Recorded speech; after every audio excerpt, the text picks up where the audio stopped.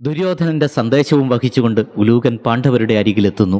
അടുത്ത ദിവസം പാണ്ഡവ സഭയിൽ വെച്ച് ഉലൂകൻ പറഞ്ഞു, മഹാരാജാവേ, ദുര്യോധനൻ പറഞ്ഞയച്ചത് പ്രകാരം ഞാൻ അങ്ങയോട് പറയുകയാണ്. അതുകൊണ്ട് ഈ വാക്കുകൾ കേട്ട് എന്നോട് കോപിക്കരുത്. ദുര്യോധനൻ അങ്ങയോട് പറയുവാൻ പറഞ്ഞത് ഈ വാക്കുകളാണ്. ചൂതിൽ തോൽപ്പിക്കുകയും ദ്രൗപദിയെ സഭയിൽ കൊണ്ടുവന്ന് അപമാനിക്കുകയും ചെയ്തു. നീ ചുണയുള്ള പുരുഷനാണെങ്കിൽ അതിൽ അമർഷം കൊള്ളേണ്ടതായിരുന്നു. പിന്നീട് 12 വർഷം വനവാസത്തിന് പോയി, 1 വർഷം അജ്ഞാതവാസം. ഇത്രയുമൊക്കെ അനുഭവിച്ചിട്ടും നീ പൗരുഷം കാണിച്ചില്ല.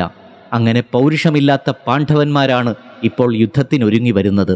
ഭീഷ്മരെയും ദ്രോണരെയും കർണനെയുമെല്ലാം യുദ്ധത്തിൽ തോൽപ്പിച്ച് രാജ്യം നേടാമെന്ന് വിചാരിക്കുന്ന മൂഢന്മാരായ നിങ്ങൾ യുദ്ധക്കളത്തിൽ വരിക.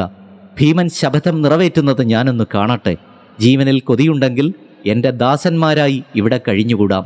ഇങ്ങനെ തുടങ്ങുകയാണ് പാണ്ഡവർക്കുള്ള ദുര്യോധനൻ്റെ സന്ദേശങ്ങൾ.